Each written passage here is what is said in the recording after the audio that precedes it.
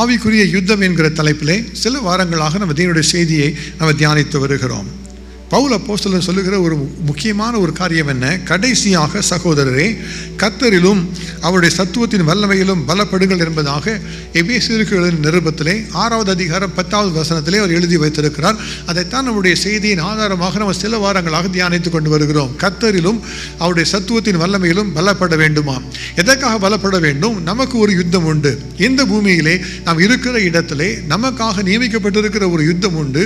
நாம் அறிந்தாலும் அறியாமலும் இது நமக்கு விரோதமாக நடக்கிற ஒரு ஆவிக்குரிய யுத்தம் என்பதாக கர்த்தர் வெளிப்படுத்தினபடியினாலே பவுல் அப்போஸ்தலன் இந்த ஆவிக்குரிய ரகசியங்களை வெளிப்படுத்தி இந்த ஆவிக்குரிய யுத்தத்தில் ஜெயம் பெறுவதற்கு நாம் சகல வல்லமையோடு நிற்க வேண்டும் என்பதாக அவர் இந்த வசனத்தை எழுதி தருகிறார். கர்த்தருடைய சத்துவத்திலும் அவருடைய வல்லமையிலும் பலப்படுங்கள் என்பதாக. தேவாதி தேவன் தம்முடைய பிள்ளைகள் எப்பொழுதும் பலத்தோடு இருப்பதை விரும்புகிறவர், வல்லமையோடு நிற்பதை அவர் விரும்புகிறவர். நம்ம பார்க்கும் பொழுது இஸ்ரவேல் புத்திரர் பயணப்பட்டு வரும் பொழுது அவருடைய கோத்திரங்களிலே பலவீனப்பட்டவர்கள் ஒருவரும் இருந்தது இல்லை என்பதாக வேதம் கற்றுத் தருகிறது. இது ஏதோ சரீர பலத்தை குறித்து மாத்திரம் சொல்லப்படுகிற காரியம் அல்ல.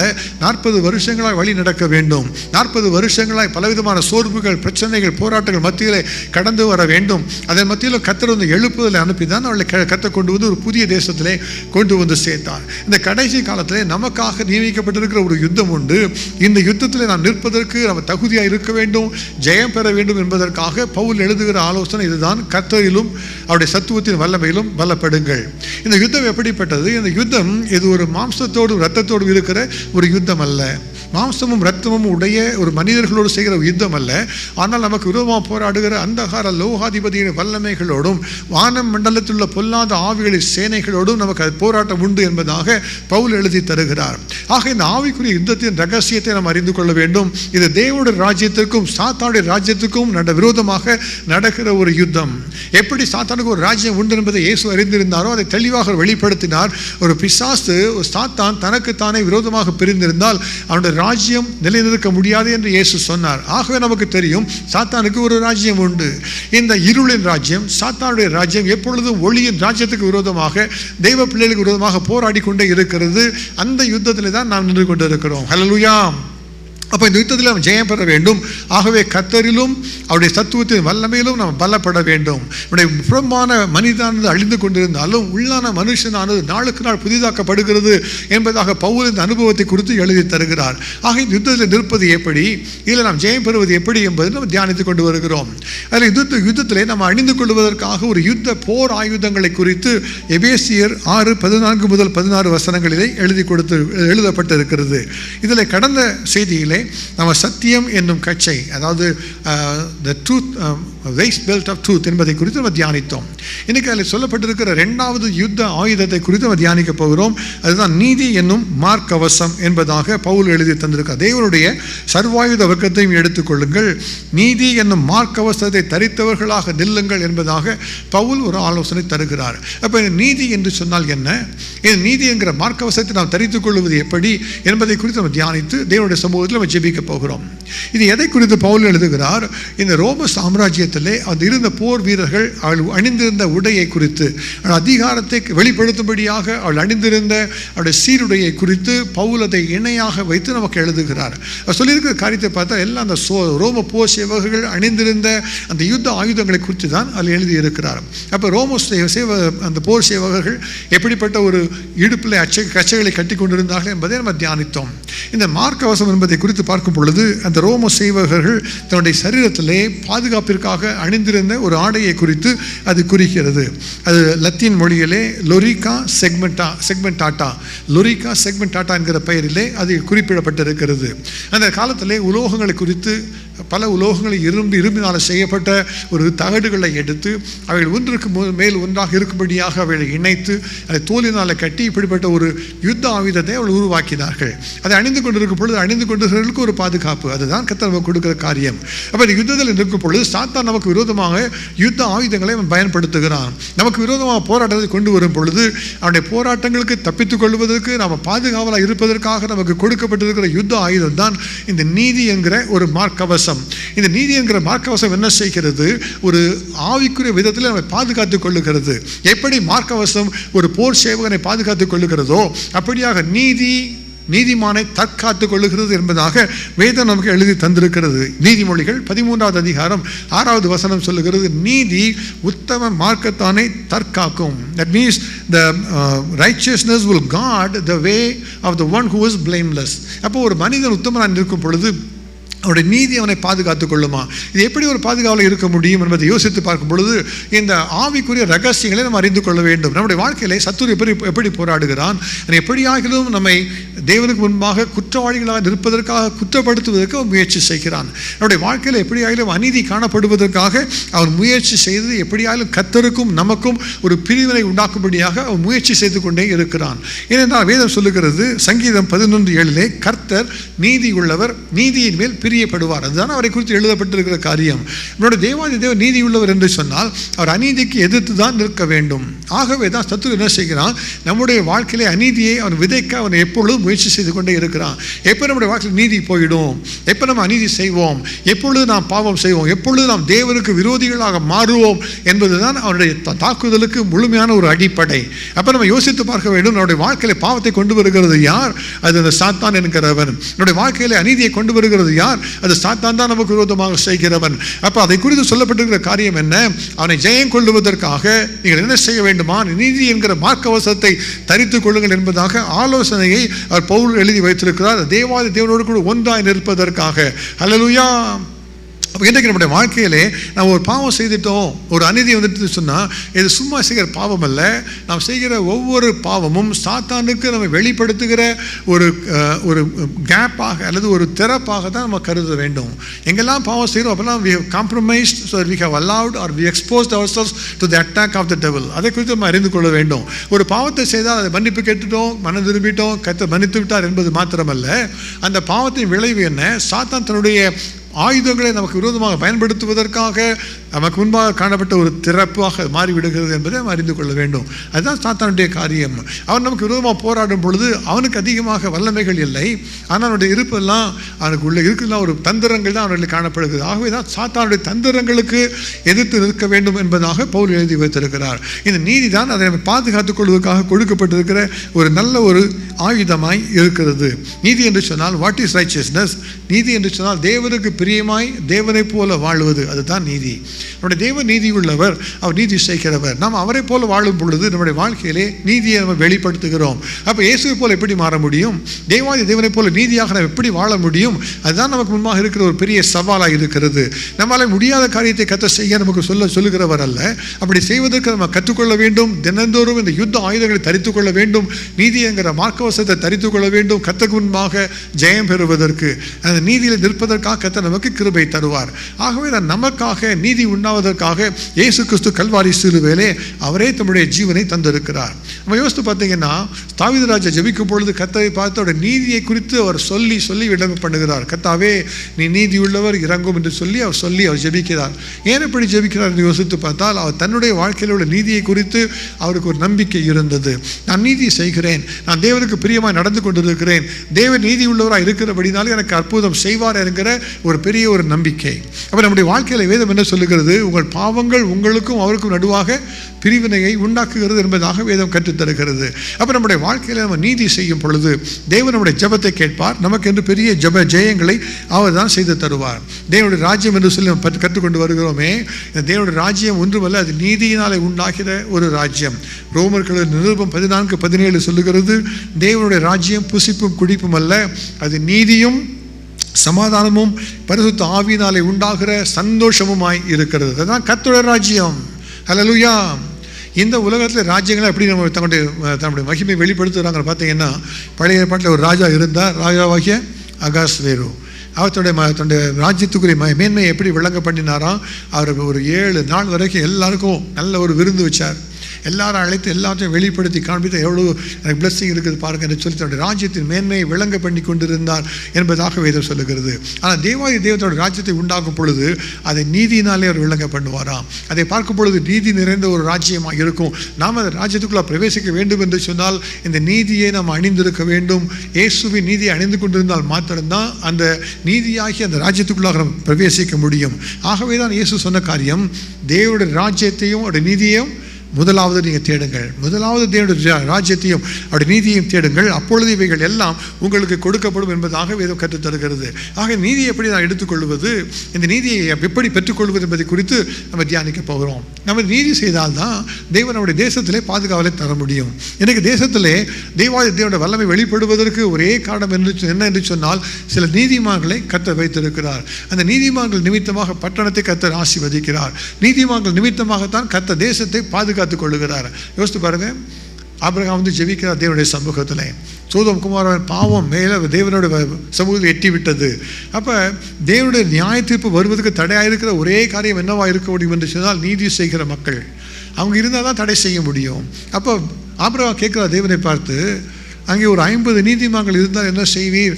அவர்கள் நிமித்தமாக அந்த பட்டணத்தை ரட்சியாமல் அழித்து போடுவீரோ என்று கேட்ட பொழுது கர்த்தர் சொன்னார், 50 நீதிமான்களை கண்டால் நான் அழிப்பது இல்லை என்று கர்த்தர் சொல்லுகிறார். சரி, 40 இருந்தால், ஒருவேளை 30 இருந்தால் ஒவ்வொன்றா கேட்டுக்கொண்டே வருகிறார். கர்த்தர் சொல்ல 10 நீதிமான் இருந்தால் கூட நான் அழிப்பது இல்லை. ஆனால் பார்த்தீங்கன்னா அதில் 10க்கு குறைவாக தான் இருக்கிறது சோதோம் குமோராவிலே. அது அழிக்கப்பட்டு போனாலும் கூட நீதிமான்களை கர்த்தர் பாதுகாத்து கொண்டார். ஆனால் நம்ம இருக்கிற தேசம் பாதுகாத்து கொள்ளப்பட வேண்டும் என்று சொன்னால் நீதிமான்கள் எழும்ப வேண்டும். ஹல்லேலூயா. அது நம்மிடத்தில் ஆரம்பிக்க வேண்டிய ஒரு நீதியாக இருக்கிறது. ஆகவே தான் நீதி என்கிற மார்க்கவசத்தை தரித்து கொள்ள வேண்டும் என்பதாக வேதம் நமக்கு தெளிவாக கற்றுத்தருகிறது. ஆக இந்த நீதியை எப்படி நம்ம தரித்துக் கொள்வது என்பதை குறித்து ஒரு 3 காரியங்களை நம்ம தியானித்து அதை பின்பு நம்ம ஜெபிக்க போகிறோம். நம்முடைய வாழ்க்கையிலே நாம் இன்றைக்கு நான் நீதி என்கிற மார்க்கவசத்தை உடையவனாக இருக்கிறேனா, நீதி என்கிற மார்க்கவசத்தை தரித்தவளாக இருக்கிறேனா என்று சொல்லி நீங்களே கேட்டு தேவனுடைய சமூகத்திலே ஆலோசனை பெற்றுக்கொள்ளும் பொழுது கர்த்தர் இன்றைக்கு நீதியின் வஸ்திரத்தை தரித்துக் கொள்வதற்கு ஏற்ற கிருபைகளை கர்த்தர் நமக்கு தருவார். முதலாவதாக வேதம் நமக்கு சொல்லுகிற காரியம் என்ன, எப்படி நாம் நீதி என்கிற மார்க்கவசத்தை தரித்துக் கொள்வது? ஆதியாகமம் 15வது அதிகாரம் 6வது வசனத்திலே ஒரு காரியத்தை நம்ம வாசித்து பார்க்கிறோம். வேதம் சொல்லுகிறது, ஆபிரகாம் கர்த்தரை விசுவாசித்தான், அவர் அதை அவனுக்கு நீதியாக எண்ணினார். இப்போ ஆபிரகாமுடைய வாழ்க்கையை பாருங்க, அவர் செய்ததெல்லாம் கர்த்தரை விசுவாசித்தார். அந்த விசுவாசத்தை அவர் நீதியாக அவர் எண்ணினார் என்பதாக எழுதப்பட்டிருக்கிறது. அப்போ விசுவாசம் என்று சொல்லும் பொழுது நம்ம நினைக்கலாம், விசுவாசமே நீதி என்று சொல்லி இதன் மூலமாக கற்றுக்கொள்ளலாம். தேவனை விசுவாசிக்கிறது தான் முதலாவதாக நம்முடைய வாழ்க்கையிலே நீதியை கொண்டு வருகிற ஒரு முக்கியமான ஒரு காரியம். விசுவாசம் என்கிற கேடகம் என்பதை குறித்து பவுல் எழுதுகிறார். அதை ஒரு தனியாக ஒரு ஆயுதமாக எழுதுகிறார். ஒரு வித்தியாசம் உண்டு. நமக்கு உள்ளாக கிரியை செய்கிற ஒரு விசுவாசம் ஒன்று உண்டு, வெளிப்படையாய் மற்றவர்களுக்கு முன்பாக கிரியைகளை நடப்பிக்கிற விசுவாசம் என்கிற வரம் ஒன்று உண்டு. அதுக்குரிய வித்தியாசத்தை நம்ம அறிந்து கொள்ள வேண்டும். நம்ம எல்லாருக்கும் கர்த்தர் ஒரு விசுவாசத்தை தந்திருக்கிறார். அந்த விசுவாசம் என்ன? தேவாதி தேவனை தடவியாகிலும் கண்டுபிடிக்கத்தக்கதாய் கர்த்தர் அந்த விசுவாசத்தை தந்திருக்கிறார். ஹல்லேலூயா. உருவாக்கின பொழுது கர்த்தர் நமக்குள்ளாக ஒரு ஆத்மாவை வைத்தார். அந்த ஆத்மாவுக்குள்ளாக ஒரு விசுவாசத்தை கர்த்தர் தந்தார். தேவனை தேடுகிற ஒரு விசுவாசம், ஒரு கடுகளவு விசுவாசம், எல்லாருக்கும் கொடுக்கப்படுகிற ஒரு விசுவாசம். அந்த விசுவாசம் இருந்தால் போதும், நம்ம பாவத்துக்கு தப்புவித்து கர்த்தருக்கு பிரியமாய் மாறிவிடலாம். அதுதான் நமக்கு கொடுக்கப்படுகிற விசுவாசம். ஆனால் அந்த விசுவாசத்தை பெற்றுக்கொண்ட பின்பு கர்த்தருக்குள்ளாக பரிசுத்த ஆவிக்குள்ள பலமடைந்து கொண்டே வரும் பொழுது நாம் விசுவாசமாகிய கனியை நம்ம விளைவிக்கிறதா மாறுகிறோம். அப்போ விசுவாசம் வளர்ந்து கொண்டே வருகிறது. அதன் பின்பு கர்த்தர் பரிசுத்த ஆவியானுக்குள்ள நிறைந்து ஜெபிக்கும் பொழுது விசுவாசம் என்கிற வரத்தை கர்த்தர் தந்து அதன் மூலமாக அற்புதங்களை செய்கிறார். அதுதான் சாத்தானுக்கு விரோதமாக போராடுகிற ஒரு யுத்த ஆயுதமாக மாறிவிடுகிறது. ஆனால் இந்த இடத்துல சொல்லப்பட்டிருக்கிற நீதி எப்படி நம்மை பாதுகாத்துக் கொள்வதற்காக கொடுக்கப்படுகிற ஒரு விசுவாசம். ஹல்லேலூயா. நமக்குள்ளாக அந்த விசுவாசம் இருக்க வேண்டும். ஆபிரகாம் ஒரே ஒரு காரியத்தை தான் செய்தார், அவர் கர்த்தரை விசுவாசித்தார். அவர் சொன்னதை அவர் விசுவாசித்தார், அவ்வளவுதான். அதை மாற்ற விசுவாசித்தால் போதும், அவருடைய வாழ்க்கையில ஒரு பெரிய ஒரு நீதி உண்டாகிற்று. இன்னைக்கு நமக்கு கொடுக்கப்படுகிற காரியம் என்ன? ரோமருக்கு எழுதின நிருபம் 10வது அதிகாரம் 10வது வசனம் சொல்லுகிறது, நீதி உண்டாக இருதயத்திலே விசுவாசிக்கப்படும், ரட்சிப்பு உண்டாக வாயினாலே அறிக்கை பண்ணப்படும். ஹல்லேலூயா. நம்முடைய வாழ்க்கையில் முதலாவதாக நீதியை எப்படி பெற்றுக்கொள்வது? அவரை இயேசுவை கர்த்தர் என்று விசுவாசிக்க வேண்டும். அதுதான் முதலாவதாக அவர் செய்ய வேண்டிய காரியம். நீதி என்கிற மார்க்கவசத்தை தரித்துக் கொள்வதற்கு இந்த விசுவாசம் நமக்கு வேண்டும். ரட்சிப்பை உண்டு பண்ணுகிற ஒரு விசுவாசம். நீங்களாம் ஒருவேளை கேட்கலாம், நான் தான் சபைக்கு தான் வந்திருக்கிறேனே, விசுவாசித்தானே வந்திருக்கிறேன், எப்போது சபைக்கு வந்து நான் போகிறேன், நான் கர்த்தருக்கு காணிக்கையெல்லாம் கொடுக்குறேன்னு நீங்கள் சொல்லலாம். ஆனால் தேவாதி தேவன் விரும்புகிற காரியம் என்ன? உண்மையான மனம் திரும்புதல் உடைய வாழ்க்கையில காணப்படுகிறதா? உண்மையாகவே தேவனுடைய சமூகத்தில் கர்த்தாவே நான் உங்களுடைய பிள்ளையாக இருக்கணுங்கிற ஒரு கேட்டு பெற்றுக்கொண்ட ஒரு ரட்சிப்பின் சந்தோஷம் நமக்கு காணப்படுகிறதா? யோசித்து பாருங்க. இன்றைக்கு தேவன் வருவார் என்று சொன்னால் அவருடைய சமூகத்தில் காணப்படுகிற ஒரு பெரிய ஒரு நம்பிக்கை நமக்கு உண்டா? அது இல்லை என்று சொன்னால் அவருடைய மனம் திரும்புதல் ஏதோ அடிப்படை பிரச்சனை இருக்குது என்பதை அறிந்து கொள்ள வேண்டும். வேண்டும். வேதம் சொல்லுகிறது ரோமர் 4:7 எவர்களுடைய அக்கிரமங்கள் மன்னிக்கப்பட்டதோ, எவர்களுடைய பாவங்கள் மூடப்பட்டதோ அவர்கள் பாக்கியவான்கள். So let me ask you a question. Are you confident that all your sins have been forgiven? அதுதான் நம்ம கொடுக்கப்படுகிற ஒரு பரிசோதனை நம்ம எடுத்துக்கொள்ளலாம். எவர்களுடைய அக்கிரமங்கள் மன்னிக்கப்பட்டதோ, என்னுடைய பாவம் மூடப்பட்டதோ அவன் பாக்கியவான். என்னுடைய பாவம் மூடப்பட்டது என்று சொல்லுகிற ஒரு விசுவாசம் நமக்கு அதுக்குள்ள ஒரு திடம் நமக்கு இல்லை என்று சொன்னால், நம்பிக்கை இல்லை என்று சொன்னால் நம்ம இன்னும் ரட்சிக்கப்படவில்லை. அதுதான் நமக்கு உண்மையாக நமக்கு முன்பாக இருக்கிற ஒரு காரியம். நம்ம சொல்லலாம், ஒருவேளை நான் 3 தலைமுறை கிறிஸ்டியன் என்று சொல்லலாம், 4 தலைமுறையாக நான் கிறிஸ்தவன் என்று சொல்லலாம். ஆனால் எப்பொழுது மனம் திரும்பி கர்த்தரை ஏற்றுக்கொள்கிறோமோ அன்றுதான் நம்முடைய வாழ்க்கையிலே அந்த நீதி என்கிற மார்க்கவசம் நமக்குள்ளாய் வருகிறது. இயேசு கிறிஸ்துவினால் வருகிற நீதி. If you are not covered by that righteousness, by the righteousness of the Lord Jesus Christ, you are not protected in battle against the enemy. ஒவ்வொரு நாளும் அந்த சாத்தான் அனுப்புகிற எல்லா ஆயுதங்களையும் மேற்கொள்வதற்கு ஏற்ற அந்த அடிப்படை தேவையை நம்ம இழந்து போய் விடுகிறோம். வேதம் சொல்லுகிறது ரோமர் 4:8 எவனுடைய பாவத்தை கர்த்தர் எண்ணாது இருக்கிறாரோ அவன் பாக்கியவான் என்று கர்த்தர் சொல்லியிருக்கிறார். அப்போ சொன்னால் நம்முடைய வாழ்க்கையில் பாக்கியமான நிலைமை நமக்கு உண்டா? இயேசுவை ஏற்றுக்கொள்ளும் என்று சொல்கிற நிலைமை உண்டா? எல்லாரும் சொல்லலாம் நான் கிறிஸ்டியன் தான் என்று சொல்லலாம். யோசித்து பாருங்கள், இந்தியாவில் முதலாக அமெரிக்கா வந்துட்டோம். பார்த்தீங்கன்னா ஊரில் எல்லாரும் பார்த்தீங்கன்னா கிறிஸ்டியன் நேம் தான் இருக்குது. இந்தியாவில் தான் தெரியும்.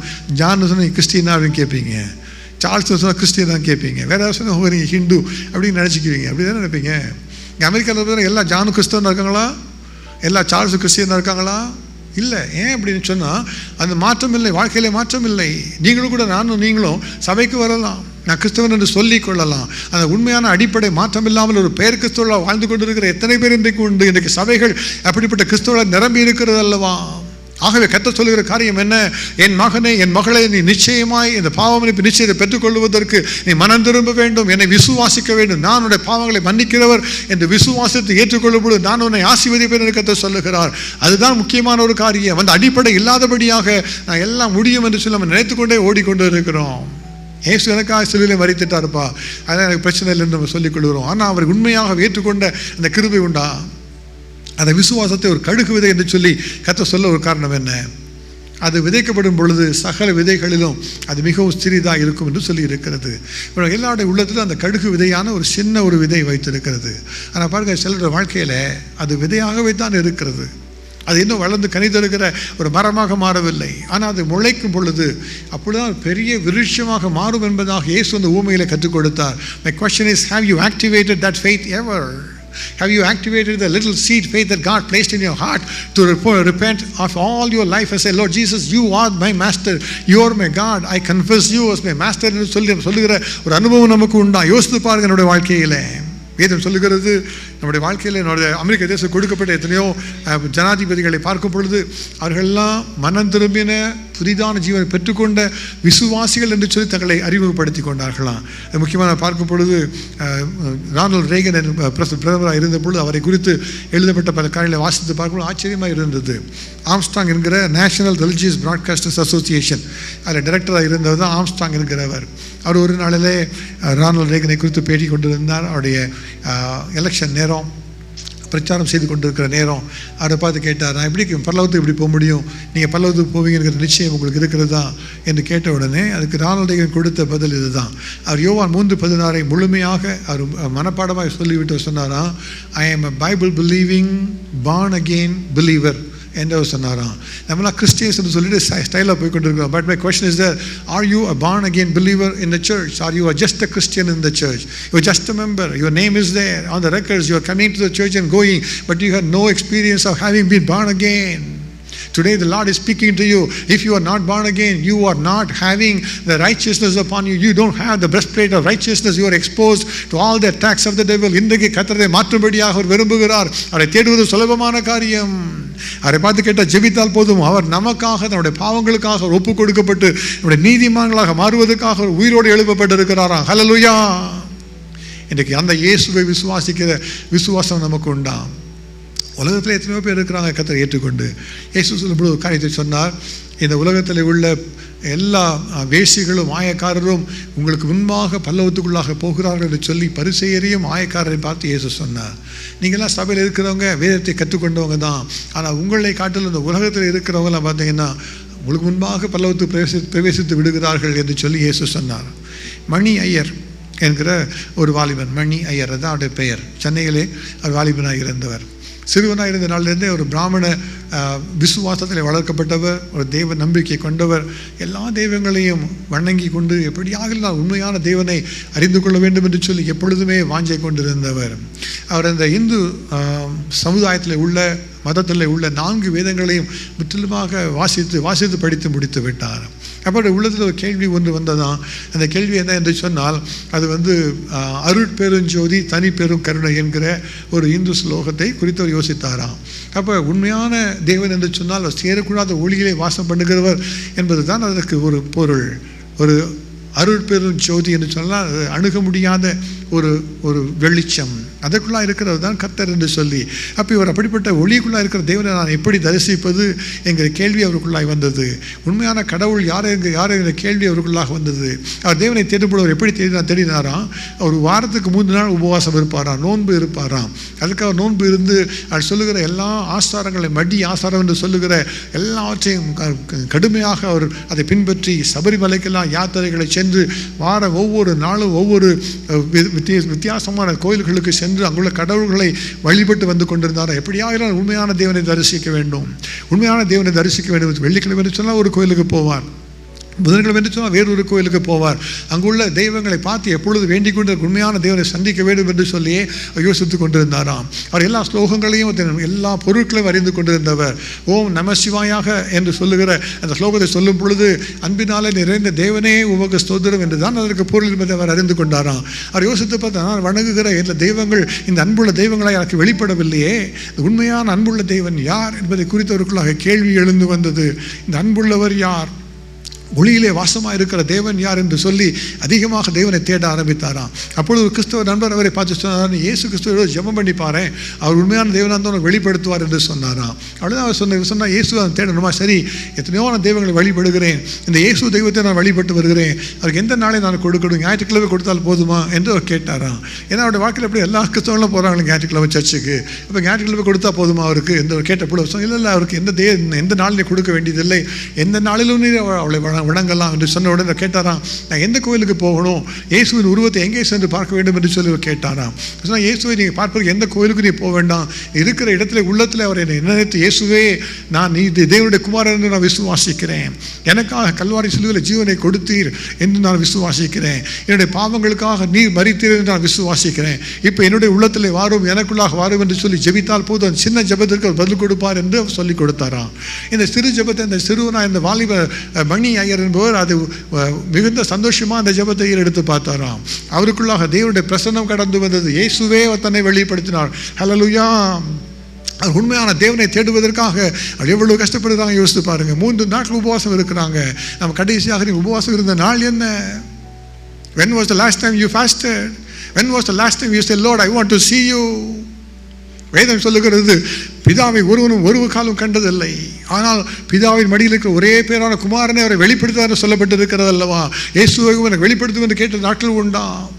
அந்த மணியையர் அப்படி ஜெபித்தபடினாலே அவருடைய வாழ்க்கையை கர்த்தர் மாற்றி விட்டார். இயேசுவை தரிசிப்பதற்கான கிருபை அவருக்கு தந்தார். இன்றைக்கு அவருடைய சாட்சியை கேட்டீங்கன்னா யூடியூப்ல நீங்கள் சென்று தேடி பார்க்கலாம். அவர் சொல்லுகிறார், நான் இன்றைக்கும் மணி ஐயரைத்தான் இருக்கிறேன், என்னுடைய பெயரை நான் மாற்றிக்கொள்ளவில்லை, எதையும் இயேசு விரும்பவில்லை, நீ பெயரை மாற்றினால்தான் இடத்துல வர வேண்டும் என்று சொல்லி இயேசு சொல்லுவார், இருக்கிற விதமாய் வா, come as you are. My question to you is that, have you come as you are to the Lord? அவருடைய பாவத்தெல்லாம் மாற்றிட்டு அப்புறம் வாப்பா என்று இயேசு சொல்லலை. என்னுடைய தனிப்பட்ட வாழ்க்கையோட பாவத்தில் எனக்கு பிரச்சனை எனக்கு தெரியும், மாற்றிட்டு வா என்று இயேசு சொல்லலை. என்னுடைய குடும்ப பிரச்சனைலாம் மாறின பிறகு இடத்துல வா என்று பேசு என்று இயேசு சொல்லவில்லை. இருக்கிற விதமாய் வா என்று தான் இயேசு சொல்லி இருக்கிறார். அந்த விசுவாசம் நமக்கு உண்டா? அவர் தான் உண்மையான தெய்வம். என்னுடைய பாவங்களுக்காக மரித்தவர், என்னுடைய பாவங்களுக்காக ஒப்புக் கொடுக்கப்பட்டவர், என்னுடைய நீதிக்காக உயிரோடு எழுந்தவர். அந்த விசுவாசம் இருந்தால் போதும், கர்த்தர் நம்மை இன்றைக்கு தன்னுடைய நீதி என்னும் மார்க்கவசத்தில் ஒரு அழகு பார்த்து நம்மை பாதுகாத்துக் கொள்ளுவார். ஹல்லேலூயா. இன்றைக்கு அந்த விசுவாசத்தில் இல்லாதவங்க அல்லது விசுவாசம் இருக்கிற தெரியாதவர்கள் அதில் ஒப்பு கொடுத்து செபிக்க அர்ப்பணித்துக் கொள்ளுங்க. நீங்கள் அவர்கள் அர்ப்பணித்துக் கொள்ளும் பொழுது அவரே உங்கள் வாழ்க்கையை மாற்றுவார். அவர் பெரிய கிருபைகளை தருகிறவர், அவர் தான் உதவி செய்கிற தேவன், அவர் வழி நடத்துகிறவர், எப்பொழுதுமே உதவி செய்கிறவர், எப்பொழுதும் ஆசீர்வதிக்கிறவர். அவர் நம்ம அன்பு கூர்ந்தபடியினாலே தான் அவர் நம்மோடு கூட பேசி கொண்டிருக்கிறார். இவ்வளவோ இந்து சமயத்தில் வளர்கிறவர்கள், தேவனுடைய தேவனை அறிவதற்காக எவ்வளவோ தேடி பார்க்கிறவர்கள் எல்லாம் கர்த்தரை கண்டு கொண்டு இருக்கிறாங்க. ஸ்லோகங்கள்லாம் வெளிப்படுத்துகிற தேவனை பார்த்த பொழுது அந்த மணியை சொல்லுகிறார், இந்த 4 வேதங்களையும் நான் வாசித்து பார்த்தேன், எந்த இடத்துலையுமே ஒரு இறைவனை ஒரு உருவமாக அல்லது சிலையாக வழிபட வேண்டும் என்று சொல்லப்படவில்லையே, நான் எப்படி செய்கிறேன் எனக்கு கேள்வி எனக்குள்ளாய் வந்தது. எல்லா இடத்துல பார்த்தா அவர் ஒளியிலே இருக்கிறது என்கிற ஒரு பெயர் சொல்லப்பட்டிருக்கிறது அந்த 4 வேதங்களிலும். ஆனால் அந்த ஒளியிலே உள்ள தேவனை என்னால் பார்க்க முடியவில்லையே. அவர் எப்பொழுதும் அன்பாக இருக்கிறது தான் தேவன் என்று சொல்லப்பட்டிருக்கிறது, நான் அது அப்படிப்பட்ட தேவனை பார்க்கவில்லையே. எனக்காக உயிரை கொடுக்கிறது தான் தெய்வம் என்று சொல்லி இருக்கிறது, அப்படிப்பட்ட தெய்வத்தை நான் காணவில்லையே என்கிற ஒரு வாஞ்சை, என்கிற ஒரு தேடுதல், தாகம் அவரை பற்றினதான். இன்றைக்கு உங்களுக்குலாம் அந்த தாகம் இருக்கிறதா? நான் சபையில் இருக்கிறேன்ப்பா, எங்கள் அப்பா கிறிஸ்தவராக இருந்தார், எங்கள் தாத்தா கிறிஸ்தவராக இருந்தார், 3-4 தலைவரையாக போயிட்டுருக்கிறோம், ஊழிலாம் செய்திருக்கிறோம், அதெல்லாம் கற்றுக்கு முன்பாக ஈடுபடாது. Do you have that experience? இன்றைக்கு காலையிலே கர்த்தர் அர்ப்பணித்து ஜெபிக்கப்படும். கர்த்தாவே, இது வரைக்கும் நான் வாழ்க்கையிலே முழுமையாக அவங்க விசுவாசத்தை அர்ப்பணித்துக் கொள்ளவில்லை, இன்றைக்கு அர்ப்பணித்துக் கொள்கிறேன் சொல்லுங்கள், கர்த்தர் உங்களை மாற்றி விடுவார். ஒரு வாலிபன் ஒரு நல்ல ஒரு சுவிசேஷ குழுவோடு சேர்ந்து கிராம ஊழியத்துக்காக சென்றாராம். அவர் எப்பொழுதும் சபைக்கு போகிறவர் தான், சபைக்கு சென்று சபையில் ஒவ்வொரு நாளும் ஞாயிற்றுக்கிழமை தான் பங்கு பெறுகிறவர் தான். சென்ற பொழுது இந்த கிராம ஊழியத்துக்காக சென்றாங்க, ஒரு இடத்துல தங்கி இருந்தாங்க. அப்போ அந்த ஊழியத்துக்கு வந்து இந்த எல்லாரும் நன்றாக ஜெபித்தாங்க, பாடி ஜெபித்தாங்க, சந்தோஷமாய் கர்த்தரை ஆராதித்தாங்க. இந்த வாலிபன் பார்த்து கொண்டு இருந்தால் அவருக்குள்ளாக ஒரு கேள்வி, ஒரு தாகம், இவங்களாம் பார்த்தா சந்தோஷமாக இருக்கிறாங்களே, எதுவும் ஃபேக் பண்ணாமல் ஜெபிக்கிறாங்களே, என்னை பார்த்தா அப்படி இல்லையே, நான் பெரிய ஹிப்போக்ரேட்டாக இருக்கிறேன், ஏதோ சந்தோஷமாக காண்பித்துக் கொள்ளுகிறேன், நானும் சர்ச்சுக்கு போய் சொல்லிட்டு இருக்கிறேன், இவங்ககிட்ட ஏதோ ஒரு வித்தியாசமாக இருக்கிறது, அது என்ன என்று சொல்லி நான் தெரிந்து கொள்ள வேண்டும் என்று சொல்லி உள்ளத்தில் ஒரு தாகம், ஒரு பெரிய பாரம். கிறிஸ்தவனாக தான் இருந்தவர் தான், அவருடைய சர்ச் மெம்பர்ஷிப்பில் அவர் பேர் இருக்கிறது, சபைக்கு போகிறவர் தான். ஆனால் அன்றைக்கு அவருடைய வாழ்க்கையில் உணர்த்தப்பட்ட காரியம் இதுதான். But I don't have the real God, real Jesus in my heart. I have not really had a true experience of having repented for all my sins என்கிற ஒரு உணர்வு அவருக்குள்ளாக வந்தது. அது சொன்னார், எல்லாரும் ஊழியத்துக்கு போகிறாங்க கிராமத்துக்குள்ளாக.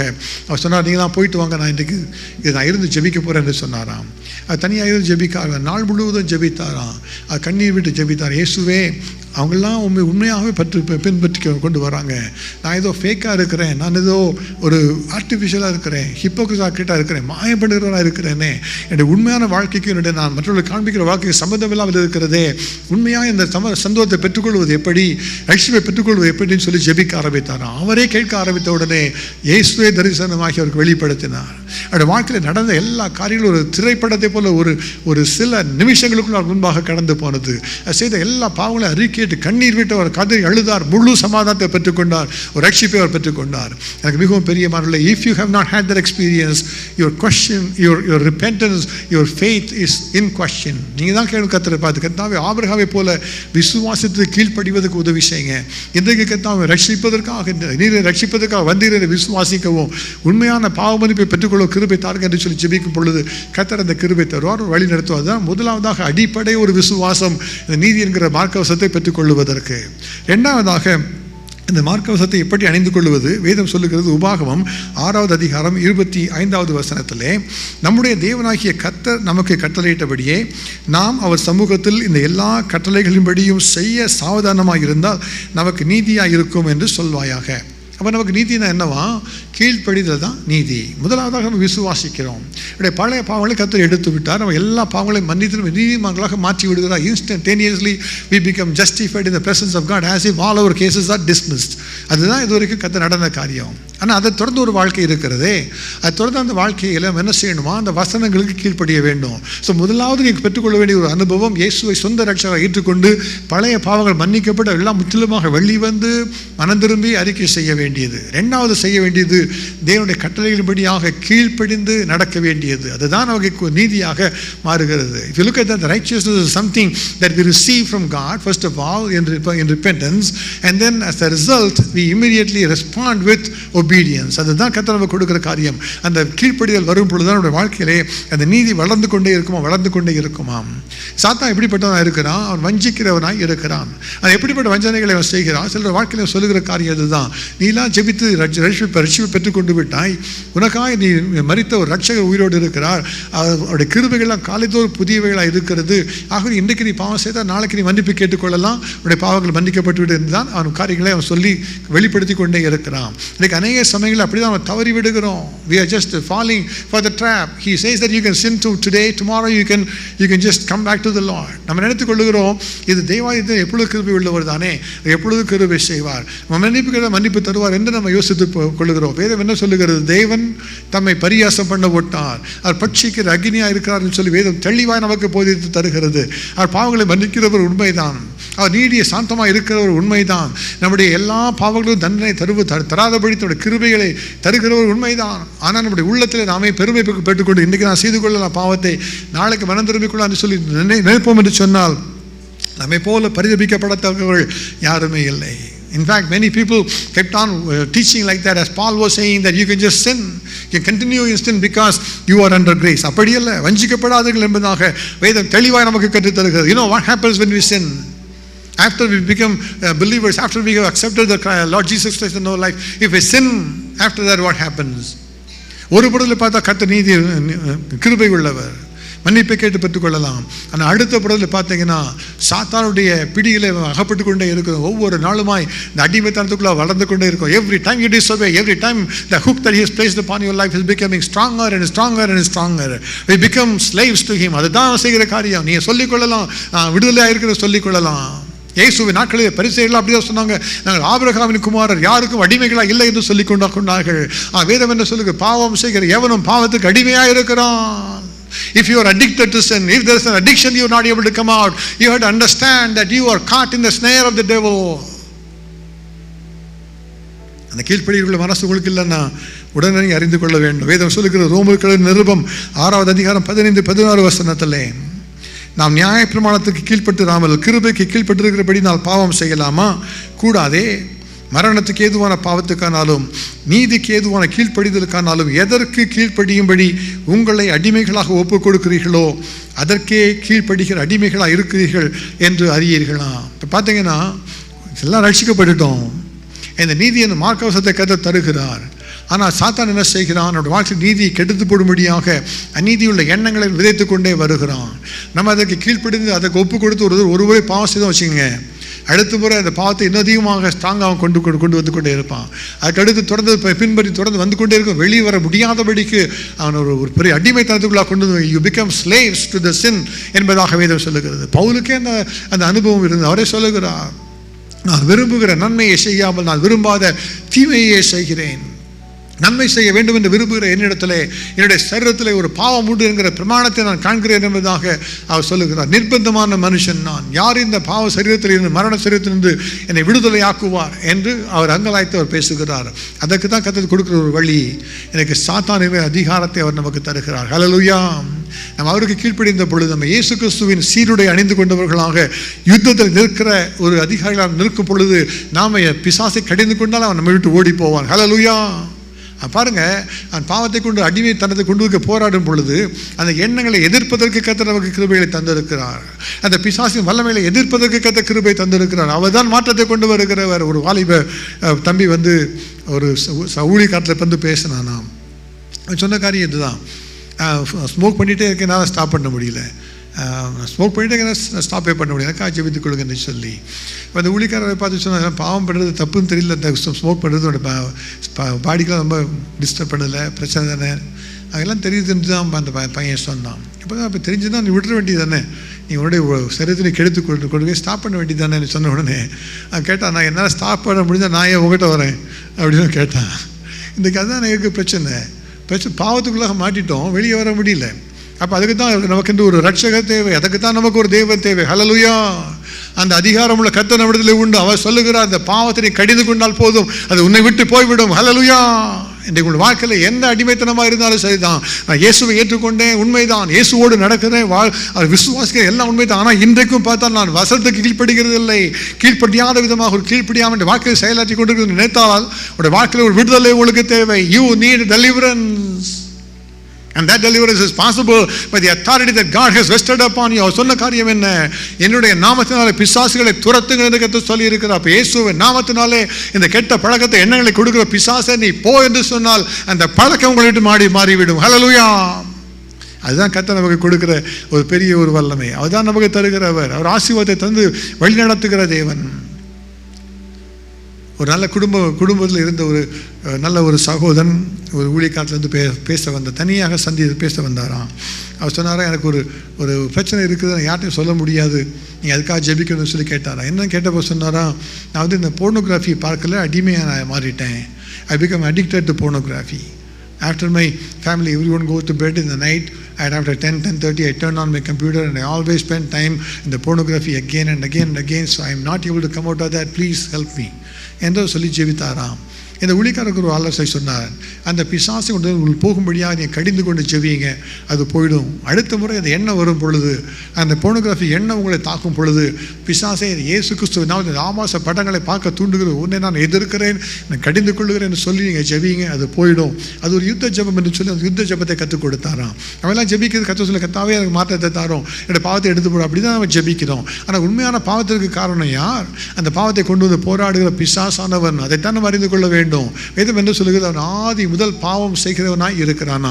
பிசாசானவன் ஆதி முதல் அவன் பாவம் செய்கிறவனாய் இருக்கிறான் என்பதாக தான் வேதம் சொல்லுகிறது. வேதம் தெளிவாய் சொல்லுகிறது. அவை குறித்து யோவான் எழுதின சுவிசேஷம் 1 யோவான் 3வது அதிகாரம் 7-8 வசனங்களை பார்க்கும் பொழுது, பிள்ளைகளே, நீங்கள் ஒருவராலும் வஞ்சிக்கப்படாதிருங்கள். நீதியை செய்கிறவன் இயேசு நீதி உள்ளவராய் இருக்கிறது போல தானும் நீதி உள்ளவராய் இருக்கிறான். அதை தொடர்ந்து வேதம் சொல்லுகிறது, பாவம் செய்கிறவன் பிசாசினால் உண்டாயிருக்கிறான்.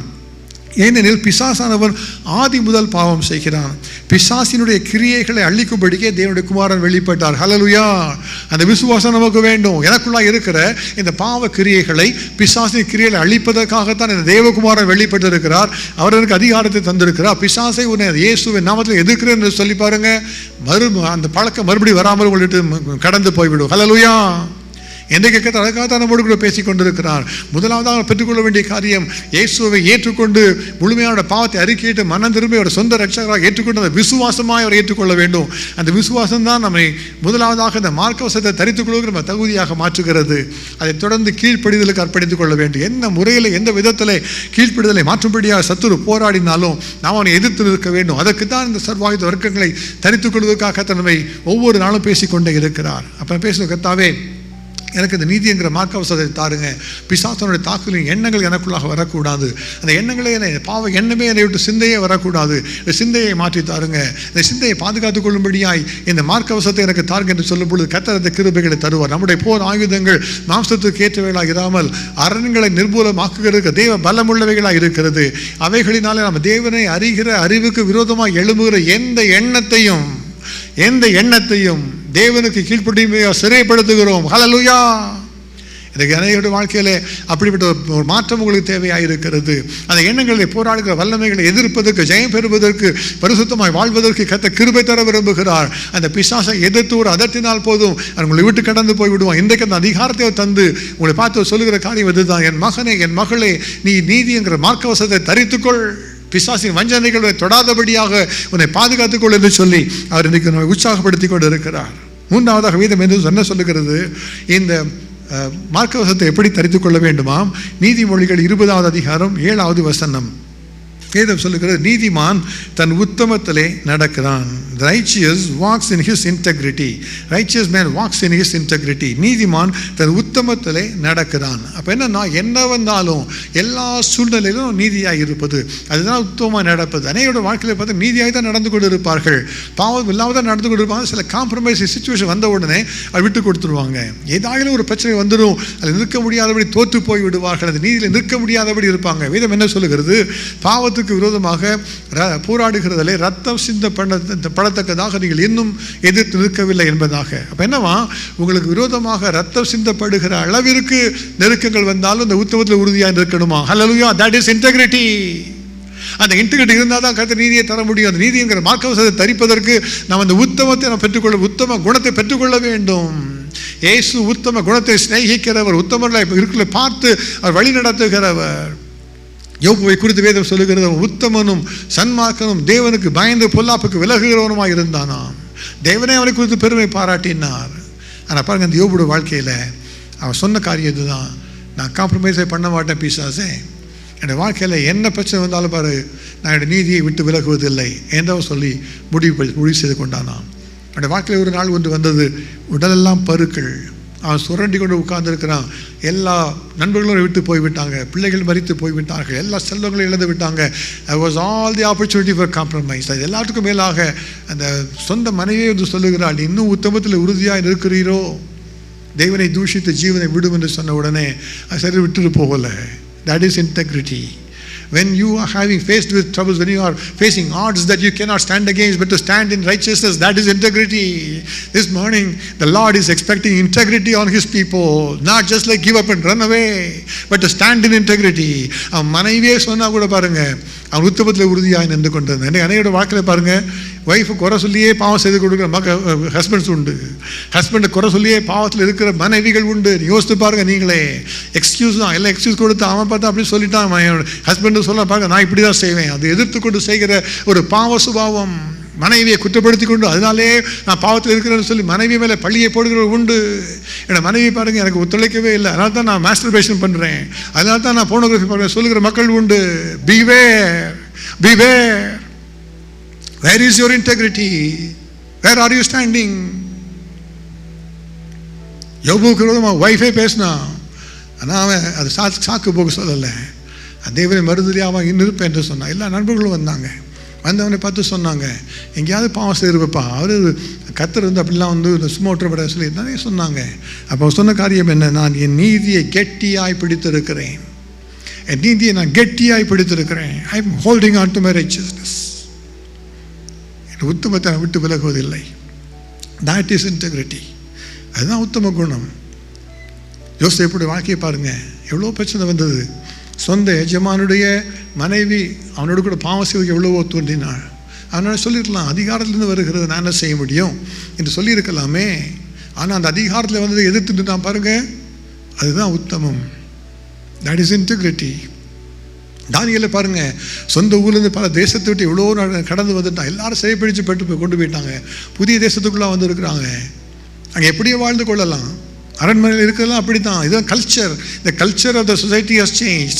இருந்த இஸ்ரவேல் தேசம் வேறு விதமான ஒரு தேசம், தேவனை குறித்து அறிந்து கொண்டிருந்த தேசம். இப்போ இருக்கிற தேசம் ஒரு தேவனை அறியாத ஒரு தேசம். அங்கே இருக்கிற கலாச்சாரங்கள் எல்லாவற்றையும் அனுமதிக்கிற ஒரு கலாச்சாரம். அங்கே அரண்மனையில் இருக்கிறான், எல்லாருக்கும் எல்லா உணவுகளும் கொடுக்கப்படுகிறது. பட் அவன் முடிவு பண்ணான் பாருங்க, நான் என்னுடைய நீதியை நான் விட்டு விலக்குவதில்லை. I am going to hold myself pure. That is integrity. That is integrity. The question is that are you able to stand with your righteousness in spite of situations that forces you to compromise? That is integrity.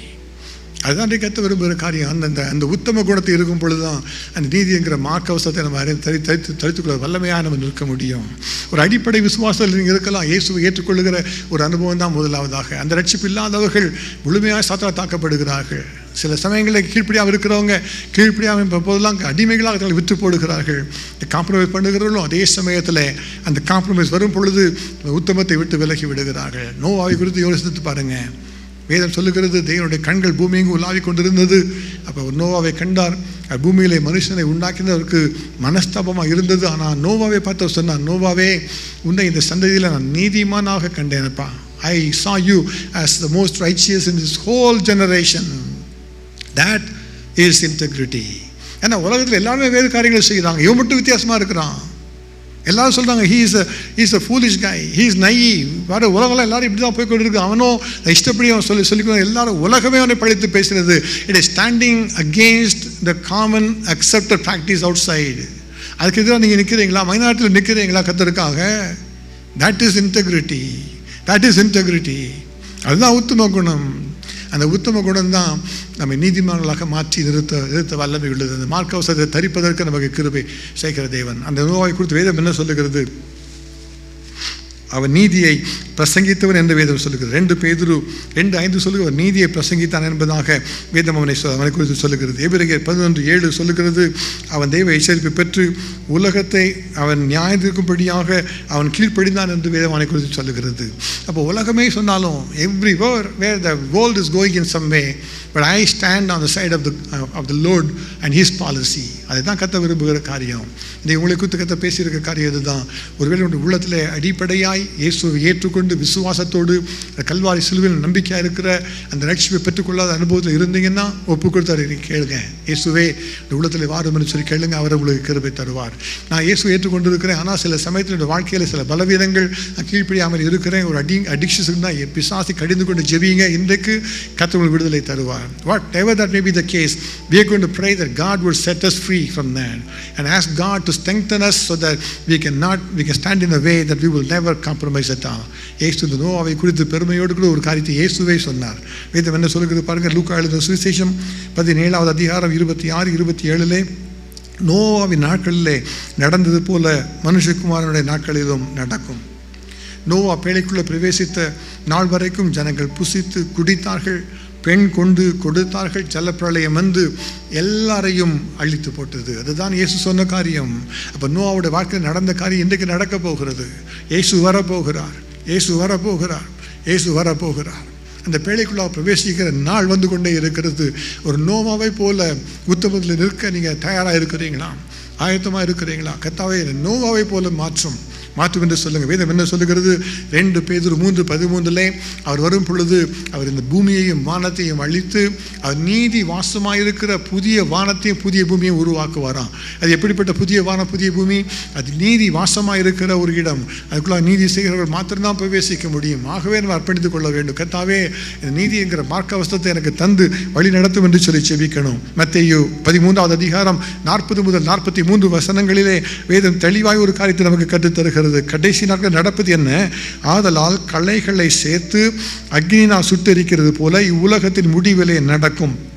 மனுஷகுமாரன் தன்னுடைய தூதர்களை அனுப்புவார், அவர்களுடைய ராஜ்யத்தில் இருக்கிற சகல இடரல்களையும் அக்கிரமம் செய்கிறவர்களையும் சேர்த்து அவளை அக்னி சூளைகளே போடுவார்கள். அங்கே அழுகையும் பற்கடிப்பும் உண்டாயிருக்கும். அப்பொழுது நீதிமான்கள் தங்கள் பிதாவின் ராஜ்யத்திலே சூரியனை போல பிரகாசிப்பார்கள். கேட்கிறதுக்கு காதுள்ளவன் கேட்க கடவன். Everyone who compromise, everyone who does not have the integrity, அவர்களை குறித்து தான் வேதம் சொல்லுகிறது. தம்முடைய ராஜ்யத்தில் இருக்கிறாங்களாம். அந்த தூதர்கள் என்ன செய்கிறாங்களாம்? அவர்கள் அவருடைய ராஜ்யத்தில், அவங்களாம் இயேசுவின் ராஜ்யத்தில் இருக்கிறவங்க. அவர்களை குறித்து சொல்லப்படுது. ஏதோ உலகத்தில் உள்ளவங்களை குறித்து சொல்லணும்னு நினைக்காதீங்க, அப்படி இல்லை. வேதம் சொல்ல தூதர்களை அனுப்புவார், அவர்கள் அவருடைய ராஜ்யத்தில் இருக்கிற சகல இடரல்களையும் அக்கிரமம் செய்கிறவர்களையும் சேர்த்து அவளை அக்னி சூளையிலே போடுவார்கள். அங்கே அழுகையும் பற்கடிப்பும். சர்ச்சுக்கு போல தப்பிக்க முடியாது. Just because you are a member of a church, you cannot be saved. Understand that. அந்த சபையில் இருக்கலாம் முதலாவதாக நியாய தீர்ப்பு நடக்கும் என்பதாக வேதம் கற்றுத்தருகிறது. அந்த ராஜ்யத்தில் இருக்கிறவர்கள் அங்கு இடர்கள் உண்டாக்கலாக இருந்தால், அக்கிரமம் செய்கிறவர்களாக இருந்தால் அவர்கள் அக்னி சூழலை போடுவார்கள். அங்கே அழுகையும் பற்கடிப்பும் உண்டாயிருக்கும். அப்பொழுது நீதிமான்கள் தங்கள் பிதாவின் ராஜ்யத்திலே எப்படி பிரகாசிப்பார்களாம்? சூரியனை போல பிரகாசிப்பார்களாம். கர்த்தாவே என்னை அந்த கிருபையை தாரும். ஒரு சூரியனை போல பிரகாசிக்கிற கிருபை எனக்கு தாரும். என்னுடைய வாழ்க்கையில் இன்றைக்கு முழுமையாக இந்த 3 படிகளையும் நான் பெற்றுக்கொண்டு கர்த்தாவே இந்த நீதி என்னும் மார்க்கவசத்தை முழுமையாய் தரித்திருக்க வேண்டும். I should not be found, oh Father, exposed to the attack of the enemy. Lord, grant me the grace. எல்லாம் ஜெபிக்கலாமா? எல்லாம் எழும்பின்னு நம்ம ஜெபிக்க போகிறோம் தேவனுடைய சமூகத்தில். வேதம் சொல்லுகிற முதலாவதாக தேவனுடைய ராஜ்யத்தையும் அவருடைய நீதியையும் தேடுங்கள், அப்பொழுது இவைகள் எல்லாம் உங்களுக்கு கூட கொடுக்கப்படும். எல்லாம் உங்களுக்கு கூட கொடுக்கப்படும். இயேசு சொன்ன காரியம் இவைகள் எல்லாம் நடக்கும் பொழுது நீங்கள் இவைகளுக்கு தப்பு வைத்துக் கொள்ளப்படவும் மனுஷகுமாரனுக்கு முன்பாக நிற்க பாத்திரவான்களாக எண்ணப்படுவதற்கும் எப்பொழுதும் ஜெபம் பண்ணி விழித்திருங்கள். எப்பொழுதும் ஜெபம் பண்ணி விழித்திருங்கள். அதைத்தான் பவுல் எழுதியிருக்க பேசியிருக்க நிருபத்தில் சொல்லுகிற காரியம் என்ன? நீங்கள் பிசாசின் தந்திரங்களோடு எதிர்த்து நிற்க தானி உள்ளவர்கள் ஆகும்படிக்கு தேவனுடைய சர்வாயுத ஒக்கத்தை தரித்துக் கொள்ளுங்கள். எப்பொழுதும் ஆவியினாலே ஜெபம் பண்ணி சகல பரிசுத்தவான்களுக்காகவும் செய்யும் விண்ணப்பங்களோடு நீங்கள் காத்திருங்கள் தேவனுடைய சமூகத்தில். இப்போ நம்ம ஜெபிக்க போகிறோம். கர்த்தாவே எனக்கு நீங்கள் கிருபை தாருங்க, நீதி உள்ளவனாய் மாற்றுங்கப்பா, நீதி உள்ளவளாய் மாற்றுங்க. என்னுடைய வாழ்க்கையில் நீதி என்கிற மார்க்கவசத்தை தரித்துக்கொள்ள எனக்கு கிருபை தாருங்க. எல்லாம் நீங்களே வாய்த்து ஜெபிக்க ஆரம்பிங்க. கர்த்தர் என்ன பேசினாரோ அதை நீங்கள் சொல்லி ஜெபிக்க ஆரம்பிங்க. முதலாவதாக, ஒருவேளை நான் இதுவரைக்கும் சபைக்கு வந்து தான் இருக்கிறேன், I have been coming to the church, I have been born and brought up in a Christian family. I heard all about Jesus Christ, but I have never had this moment where I have said, Lord, I accept you as my personal Savior. Oh Lord, come into my life, and I completely believe you, oh Father, as a master, as my deliverer, as a source of all my righteousness. Today I want to accept that Lord Jesus Christ as my personal Savior. அப்படி சொல்லுகிறவர்கள், those who are saying that only, if you could raise up your hand, I want to pray with you that God will bless you in an abundant way. God bless you. God bless you. God bless you. God bless you. கர்த்தாவே ஸ்தோத்திரம். எல்லா அர்ப்பணிக்க நன்றி சொல்லுங்க. கர்த்தாவே இன்றைக்கு இந்த நீதிங்கிற மார்க்கவசத்தை எனக்கு தரிக்க என்னை கர்த்தாவே நீ தெரிந்து கொண்டதற்காக ஸ்தோத்திரம் என்று சொல்லுங்க. கர்த்தர் தான் உடைய ஜெபத்தை கேட்டு இப்பொழுது கிருபை தருகிறார். உண்மையான மன திருப்பதில் ஜெபத்தை கேட்டு இப்பொழுது ஆசீர்வாத கிருபைகளை தருகிறார். அவங்களுக்காக நான் ஜெபிக்க போற முதலாவதாக தகப்பனே ஸ்தோத்திரம் அப்பா. இயேசுவே நீர் இப்பொழுது எழுந்தருளுவீராக. கர்த்தாவே நீதி என்கிற மார்க்கவசத்தை விசுவாசத்தை பெற்றுக்கொள்ளும்படியாக அர்ப்பணித்த உடைய பிள்ளைகள் ஒவ்வொருவருக்காக நான் ஜெபிக்கிறேன் ராஜா. இன்று முதற்கொண்டு தேவனுடைய பாதுகாவல் உண்டாயிருப்பதாக. விரோதமாய் சத்துரு கொண்டு வரும் எண்ணங்கள் எல்லாம் கர்த்தாவே செயலற்று போவதாக. அவருடைய மனங்களை சிந்தைகளை கர்த்தர் பாதுகாத்துக் கொள்ளுவீராக. நீதி என்கிற மார்க்கவசத்தினால கர்த்தாவே ஆவிக்குரிய பாதுகாவலை பெற்றுக் கொள்வார்களாக. இயேசு கிறிஸ்துவின் பிரசன்னம், இயேசு கிறிஸ்துவின் பிரசன்னம் எல்லாரையும் தாங்கி வழிநடத்த வேண்டுமாறு ஜெபிக்கிறோம் ராஜா. கர்த்தர் செய்கிறதுக்காக உமக்கு ஸ்தோத்திரம், உமக்கு நன்றி, உமக்கு நன்றி ராஜா, நன்றி செலுத்துகிறோம். இப்ப நீங்க ஜெபிக்காரங்க, என்னுடைய வாழ்க்கையிலே ஏதோ ஒரு கீழ்ப்படியாமை நான் மாட்டிக்கொண்டு இருக்கிறேன், ஏதோ ஒரு பாவத்தை அடிமைத்தனம் வாழ்க்கையில இருக்கிறது, எனக்கு ஒரு விடுதலை தேவையா இருக்கிறது என்று சொல்லுகிறவர்கள் பல நாட்களாக இந்த போராட்டத்தை நான் போராடி கொண்டிருக்கிறேன், எனக்கு ஒரு விடுதலை இயேசுவை நான் ஏற்றுக்கொண்டவள் தான், விசுவாசிக்கிறேன், உண்மைதான். ஆனாலும் கூட ஏதோ ஒரு காரியத்தில் சாத்தானை அடிமைத்தனத்தை பண்ணி வைத்திருக்கிறோம், அந்த பிசாசின் காரியத்தில் விடுதலை வேண்டும் என்று சொல்லுகிறவங்க இந்த கைகளை ஊற்றி ஜெபிக்க நான் உங்களுடைய விடுதலைக்காக இப்பொழுது ஜெபிக்க போகிறேன். God bless you. God bless you. God bless you. இப்ப எல்லாம் ஜெபம். God bless you. God bless you. தகப்பனே நான் எல்லாம் விடுதலை வேணும்னு சொல்லி ஜெபிங்க. உண்மையில கைகளோட இருதயத்தில் வைத்துக் கொண்டு ஜெபிக்க போறோம். இப்ப எல்லாம் ஒரு நிமிஷம் எல்லாம் ஜெபிக்க போறோம். இயேசு கிறிஸ்துவின் அதிகாரம் கொடுத்துக்கிறோம். விசுவாசிங்க. முதலாவது விசுவாசிங்க. கர்த்தாவே பிசாசே எனக்குள்ள இருக்கிற கர்த்தர் பெரியவர், இந்த உலகத்தில் இருக்கிற உன்னை காட்டிலும் எனக்குள்ள இருக்கிற இயேசு கிறிஸ்து பெரியவர்.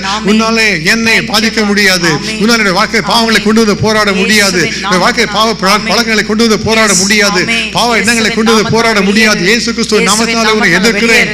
அப்படி சொல்லுங்க, நீங்க சொல்லி ஜெபிங்க. தகப்பனே இயேசு கிறிஸ்துவின் நாமத்தினாலே உன்னை எதிர்க்கிறேன் என்று சொல்லுங்க. இப்பொழுது எதிர்க்கிற ஒவ்வொருவரையும் தேவாலயம் விடுதலை செய்கிற நேரம், விடுதலை செய்கிற நேரம். இது எப்பொழுது ஜெபித்துக் கொண்டிருக்க உங்களுக்குள்ள இருக்கிற இந்த கட்டுகளை கொடுத்திருக்கிற ஆவி விலகும்படியாக, எல்லா பாவத்தை கொடுக்கிற எல்லா அசுத்தா விலகும்படியாக இப்பொழுது கட்டளையிட போகிற நேரம். தகப்பனே நாங்கள் ஜெபிக்கிறோம் இயேசு கிறிஸ்துவின் நாமத்தினாலே. இப்பொழுது கர்த்தாவே வீணான எண்ணங்களை கொடுத்து, பாவ சிந்தனைகளை கொடுத்து, பாவத்துக்குள்ள கொண்டு வருகிற அநீதியை கொண்டு வந்து போராடுகிற அசுத்த ஆவிகளை இயேசு கிறிஸ்து நாமத்தில் கடிந்து கொள்கிறேன். அவைகள் விலகுவதாக. இயேசு கிறிஸ்துவின் நாமத்தில் இப்பொழுது விலகுவதாக. பிசாசே உனக்கு இடம் இல்லை. இயேசு கிறிஸ்துவின் நாமத்தில் எனக்கு ஜெயம், வெற்றி உண்டாவதாக. பிள்ளையுடைய வாழ்க்கையில பலவிதமான போராட்டங்களை கொண்டு போராடுகிற பிசாசின் காரியங்கள் எல்லாம் அழிக்கப்பட்டு போவதாக. இன்று முதற்கொண்டு வெற்றி உண்டாவதாக. கர்த்தர் செய்கிறதுக்காக உமக்கு ஸ்தோத்திரம் அப்பா. நன்றியோடு உம்மை ஸ்தோத்திரிக்கிறோம் ராஜா. இப்போ நீங்க ஜெபி, கர்த்தாவே என்னை பலப்படுத்துங்க சொல்லி நீதியில பலப்படுத்துங்கப்பா. Lord, I had to be upright, oh Father God. Lord, I had to stay in my integrity, oh Lord. ஒரு தானியேலை போல, ஒரு யோசேப்பை போல, ஒரு யோபுவை போல, கர்த்தாவே ஒரு நோவாவை போல, உலகமே எதிர்த்து வந்தாலோ, சொந்த குடும்பமே எதிர்த்து வந்தாலோ, யார் எதிர்த்து வந்தாலும் உமக்காக நிற்பேன். என் நீதியை கெட்டியாய் பிடித்திருக்கிறேன், அதை நான் விட்டு விலகுவதில்லை. அப்படிப்பட்ட ஒரு உறுதி எனக்கு தாருங்க. அப்படி ஜெபிக்கிறவங்க ஒரு யோபுவை போல உறுதி எனக்கு தாருங்க ராஜா. என் ஆல் சிச்சுவேஷன் கர்த்தா தானியேலை போல கர்த்தாவே அப்பா எப்பொழுது கர்த்தாவே அந்த நீதியை கெட்டியாய் பிடித்திருக்கிற கிருபை எனக்கு தாருங்க என்று சொல்லி அதற்காக ஜெபிக்க விரும்புகிறவர்கள் கைகளை ஊற்றி ஜெபிக்கலாம். இப்ப கர்த்தர் கிருபை தருவார். God bless you. God bless you. God bless you. God bless. தகப்பனே உமக்கு ஸ்தோத்திரம் அப்பா. உம்முடைய பிள்ளைகளை இப்பொழுது கர்த்தர் பலப்படுத்துவீராக. இப்பொழுது கர்த்தாவே வல்லமை படுத்துகிற பரிசுத்த ஆவியானவர் எல்லாமே இறங்குவாராக. பரிசுத்த ஆவியிலிருந்து வரும் பொழுது நீங்க பலனடைவீர்கள். சாட்சியா நீங்க பலனடைவே சொன்னீங்களே கர்த்தாவே. சத்துருவை சாக்கிற வல்லமை மேற்கொள்ளுகிற பலனை தருவீராக. உங்களுடைய வாழ்க்கையில சூழ்நிலைகளை கொண்டு வந்து போராடுகிற வல்லமைகள் இயேசு கிறிஸ்துவின் நாமத்தில் நிர்மூலமாவதாக. கர்த்தாவே பிரச்சனைகள் மூலமா போராடுகிற வல்லமைகள் நிர்மூலமாவதாக. நீதியை விட்டு விலகும்படியாக, காம்ப்ரமைஸ் பண்ணும்படியாக வருகிற சகலவித காரியங்களும் இயேசுவின் நாமத்தில் நிர்மூலமாகி அழிக்கப்படுவதாக ராஜா. இன்றைக்கு கர்த்தர் நியாயம் செய்வீராக. கர்த்தர் செய்வதற்காக உமக்கு ஸ்தோத்திரம் அப்பா. பிள்ளைகளை கல்கத்தை பலப்படுத்தி இன்று முதற்கொண்டு ஆவியானோட காரியங்களை பொறுப்படுத்திக் கொள்வீராக. கர்த்தர் நடத்துவீராக, கிருபைகளை தருவீராக ராஜா. கர்த்தர் இப்படி செய்வதற்காக உமக்கு ஸ்தோத்திரம், உமக்கு நன்றி, உமக்கு நன்றி. இயேசு கிறிஸ்துவின் நாமத்தில் ஜெபிக்கிறோம் பிதாவே.